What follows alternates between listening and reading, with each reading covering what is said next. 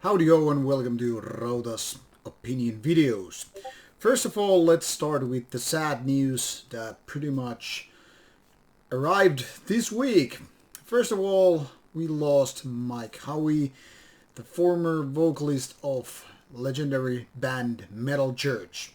The very same day we also lost Joey Jordison, formerly known as the drummer of Slipknot and, well, other bands. And as if that wasn't enough, even though it's not so much metal related, it's still rock and roll related and as such, well, kind of a metal related. We lost ZZ Top bass player Dusty Hill.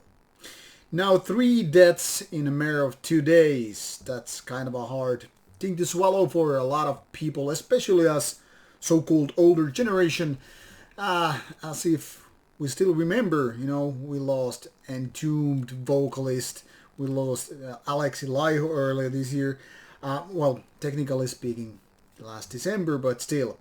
So it has been a rough few months in terms of losing some legendary artists. L.J. Petrov to Dusty Hill to Joey Jordison, Mike Ho, and, Alexi Laiho. Now, that's something to think about, that's something to mourn. The loss, not just because of the being, legendary people and artists in metal music, but of course, lovable, likable people, close to many, and will mean a lot to many people as well. But that's not really the topic of today, even though this is somewhat related to people getting old and not so much younger generation. Well, technically, that's exactly what I'm gonna talk about today. So I wasn't really planned to talk about these deaths, and maybe the good thing, if any, out of this, me doing this video the very, very late minute, is that I got to mention these legendary artists. So salute to these fellows wherever you may roam and play. Now the whiskey-infused silence has passed. It's time to talk about today's topic. Why metal, that is supposed to be so-called young man's game, is in fact quite the opposite. Now we all know that when we are young and passionate, that's throughout our formative years anyway, that's when we find our true loves in music. Most of us anyway. Rarely it's people around their 30s, 40s or 50s, not to mention older people, find their favorite bands. That usually comes somewhat earlier. Maybe not when you're 15 or 18 years of age, but roughly around your 20s, give or take. And that's when you will find your favorite bands. That's when you look up to these older people. They might not be older than maybe 3, 5 years, 10 years, but that's exactly when this kind of this magical connection takes place.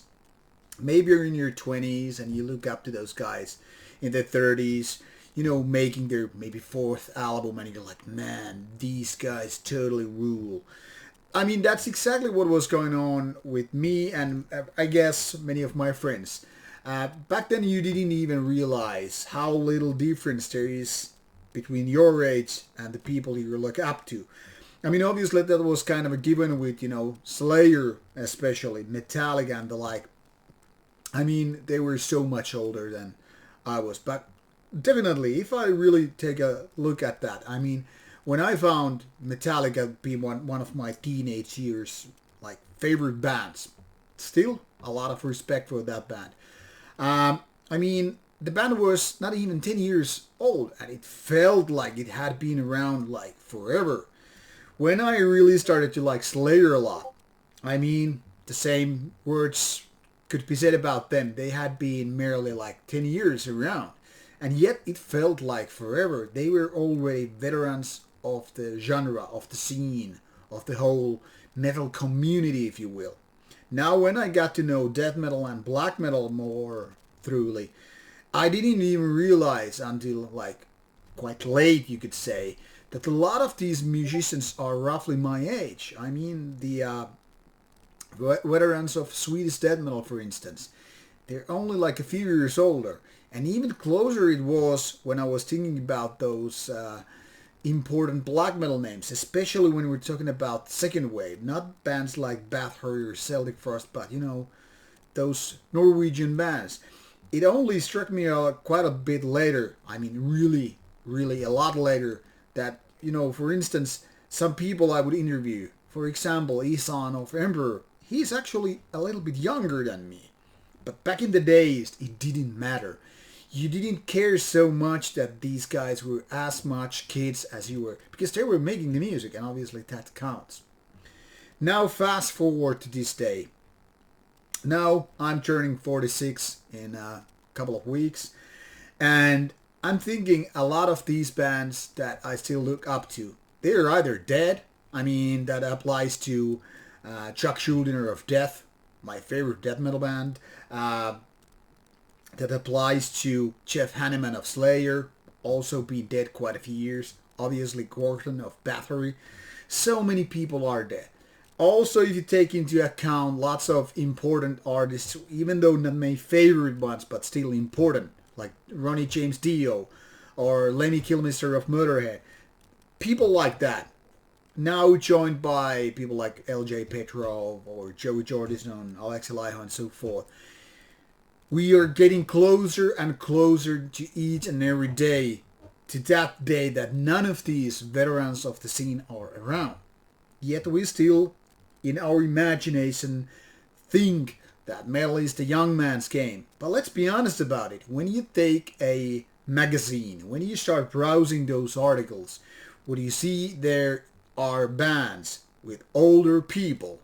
By older I mean 40 plus basically. People of my age or older.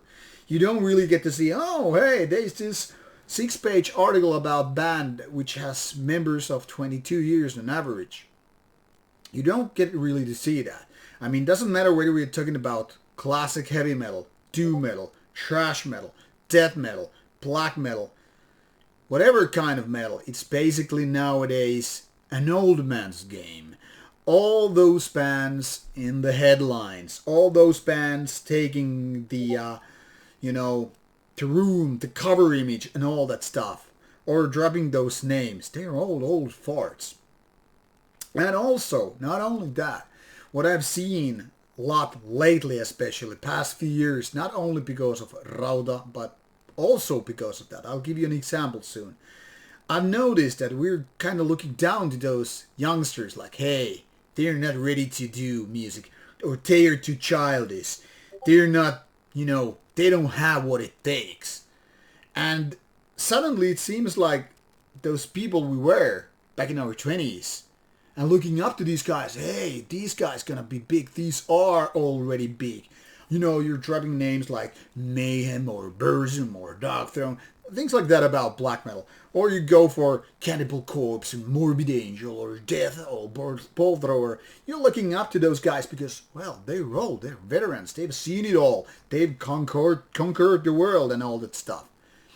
Now that you are older, older than those guys were when you kind of find about those bands and started to like them or idolize them, you can look at the kids like, hey, nowadays kids, they don't know shit, what do they know? Can they even play? Oh, yeah, some miracle kid with 15 years of age on YouTube doing those Killer Play videos. Good job for you. But you're doing nothing but cover songs. Who the fuck you think you are? You have nothing against these veterans who created all these fantastic styles. And don't get me started about these new styles.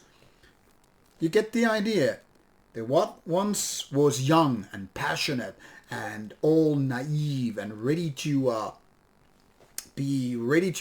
find all these new bands and styles and genres and all, is now looking down to people like, fuck it, metal is what it is. Every goddamn genre has all been created, finished, polished, and that's the end of it. Don't get me started about new bands. All the good albums were done in the 80s. Maybe some names from the 90s, but that's it. So are we really saying that nothing important got created since like 30 years ago? I kind of, for example, like to disagree. Otherwise, I wouldn't be doing reviews in the first place. But the fact is, it doesn't matter how cool I am about these new bands or new kids on the block, so to speak. The most people, the most of the whole metal scene or whatever, they're just gonna do those things which I try to impersonate so much. I'll give you an example like I promised. A couple of years ago when I did this Morgul black metal interview here in my home city, Turku, I was really happy to talk about, those guys about black metal and all, even though they're like more like over 20 years younger than me. But they have the passion, they have really good music, they're talented, and it's not like their heads are up in their buttholes. I mean, they have the passion and arrogance which is needed when we're talking about the extreme metal music. They have that hunger, that kind of want to take something to their own, to create their own milestones, so to speak, and put them on the ground and say like, hey, we're Morgul, we're gonna do this stuff. And I remember reading those comments soon after the interview, and so many people are like, okay, it felt so cringe, it was so awkward to see those young guys, I mean, I'm older than them, what do they know, they are just kids. But when you really think about it, it wasn't that different in the 90s. You were looking at these badass black metal gangsters, if you will, or those death metal veterans creating their first few albums. It was pretty much that same age, and people were as arrogant teenagers or youngsters. But it just feels different because you were also younger. Back then, if you saw this guy who was like 22 years, 2 albums out maybe, you're like, man, it's a veteran. He is so much older than me. I'm merely 17 years of age. That's a 5 years gap. In 5 years, will I have a band with 2 albums out and ready to travel to foreign countries to do some shows? Man, so crazy. But now that you're like 37 and you look down to those guys in their 22s like, hey, man, I'm 15 years older. I could almost be their dad. How pathetic is that? So, and in essence, what do you see on scenes or magazines or whatever? It's exactly what's happening. You see those older farts you maybe once idolized, but they are already 1 foot in their grave. So, for example, when Dusty Hill died, 71 years of age, it shouldn't come as a surprise. I mean, not only we have Corona and all to make everybody's lives more miserable and probably ending quite a bit of lives, we also know that, rock and roll and metal lifestyle is quite taxing. You have all the traveling, all those restless nights, and you have all the booze, all the substances and whatever. It's really a taxing effort. So it's, in a way, kind of a miracle that people like Lemmy managed to live, to be 70 years old. So many people die in their 20s or 30s. And people like Joey Jordison, who was actually my age, only like 4 months older, he died because of symptoms in his spine. His health wasn't in good condition and there was not too much he could do about it, if anything. Same goes for LG Petro. I mean, he had cancer. Like, you could say it's because of tobaccos, it's because of substance abuse, it's because of alcohol. Yeah, certainly they didn't, make his life longer and all that stuff. But let's be honest about it. When you get older, you're kind of more likely to die because of health, because of this and that. So what is left when all these veterans of whatever genre or style go and die? Well, we have no other option but to look at the youngsters, the ones that we have been mocking for so long. By the time I'm in my 60s, that is, if I will, that long, what kind of bands will be there to conquer? Will they be bands with members around their 20s or 30s, or will they be another pack of old farts such as me? I kind of hope that it won't be the latter one. I hope that the metal will keep its youth and have those younger generation to conquer and do the music. But I feel like I might be against the grain, as the saying goes, I guess. I feel like I might be hoping something that is not likely to happen. I mean, obviously there will be new bands with new talents and all. But as you have noticed, I guess most people anyway have, we don't have new bands the size of Metallica or Iron Maiden or Judas Priest or whatever. I mean most of the big metal bands. And I'm talking even about those commercial ones. They don't have the chance to conquer the world like the predecessors, the generations before them did. So, what is left? That will be really, really interesting to see. So make no mistake, support the youth. Don't just look what's ahead of you with those veterans and old farts. Also give these youngsters a chance, because otherwise we'll just end having a whole generation of dead artists, and then we don't have these new bands to support and listen to.